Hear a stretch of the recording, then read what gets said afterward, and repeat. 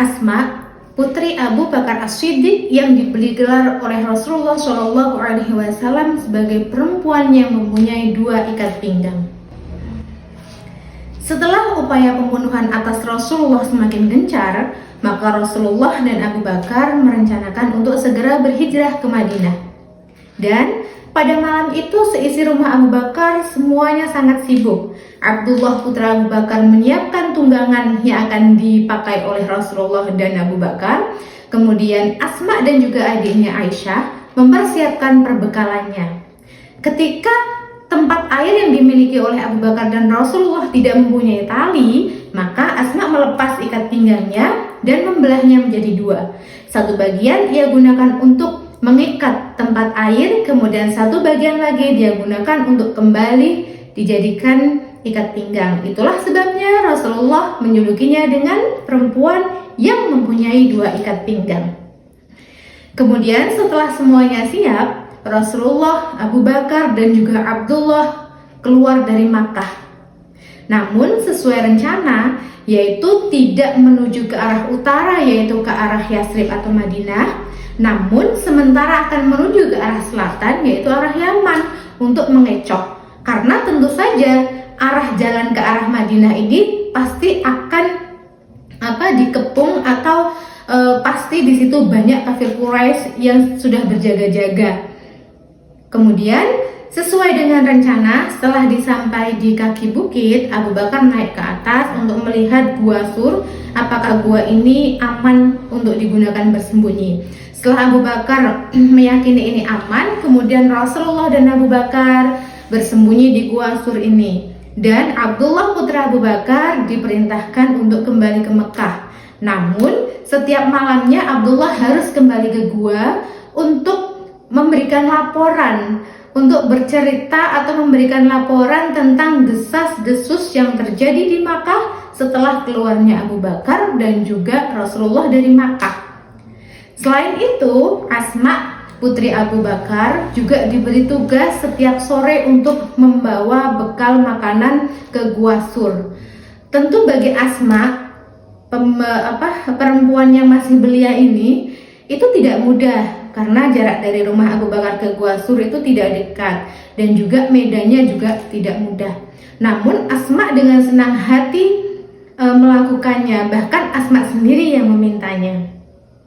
Setelah Rasulullah dan Abu Bakar bersembunyi selama 3 hari 3 malam di Gua Sur, di hari keempatnya Rasulullah dan Abu Bakar memutuskan untuk segera menuju ke Madinah, melangsungkan perjalanannya ke Madinah dengan 1 orang pemandu jalan yang sangat dipercaya. Dan semuanya tentu saja sesuai dengan yang direncanakan. Namun berbeda keadaan dengan di rumah Asma, yaitu rumah Abu Bakar.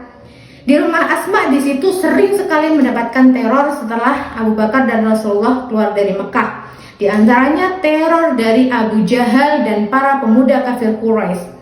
Di situ Abu Jahal menekan Asma untuk mengatakan kemana perginya Abu Bakar dan juga Rasulullah. Namun Asma sedikit pun tidak merasa takut, Asma sedikit pun tidak merasa gentar, dan Asma bungkam, tidak mengatakan apapun tentang Rasulullah dan ayahnya Abu Bakar. Bahkan Abu Jahal ini sampai memukul Asma beberapa kali dengan pukulan yang keras. Tidak hanya memukul, Abu Jahal ini juga memakai Asma dengan bahasa-bahasa yang sangat kotor. Namun itu semua sama sekali tidak membuat Asma takut. Tidak juga membuat Asma goyah dan bersedih, sama sekali tidak. Cuma satu hal yang membuat Asma bersedih, yaitu ketika kakeknya yang sudah tua, yang bahkan sudah tidak bisa melihat lagi, dia sambil bersedih mengatakan, "Wahai Asma, sesungguhnya ayah kalian telah membuat kalian semua bersedih. Dia meninggalkan kalian tanpa sedikit pun meninggalkan bekal." Asma tentu sangat sedih mendengar hal tersebut. Namun Asma sebagai perempuan yang sangat cerdas, dia kemudian mengambil sebuah kerikil, kemudian ditutupilah dengan sapu tangan, dan diraihlah tangan kakeknya ini untuk menyentuh kerikil tersebut. Seraya Asma berkata, "Wahai kakek, janganlah khawatir, sesungguhnya ayah telah meninggalkan ini. Ini sangat berharga sehingga bisa mencukupi untuk kebutuhan kita semua. Dan tentu saja kakek Asma menganggap bahwa sebongkah batu itu adalah sebongkah emas. Kemudian kakek Asma tersenyum dan berkata, "Syukurlah kalau begitu, berarti ayah kalian sudah meninggalkan bekal yang cukup buat kalian." Tentu saja setelah kakeknya tenang, Asma merasa tenang. Namun di hati kecil Asma, dia merasa sangat bersedih karena dia telah membohongi orang yang sangat disayang, yaitu kakeknya. Inilah sekelumit cerita Asma binti Abu Bakar, seorang perempuan yang saat itu masih belia, namun punya tekad yang sangat luar biasa, punya keberanian yang sangat luar biasa, dan punya keteguhan iman yang luar biasa pula. Dan sudah sepantasnya lah kita sebagai muslimah untuk menjadikan Asma sebagai suri toladan kita. Wallahu a'lam bishawab.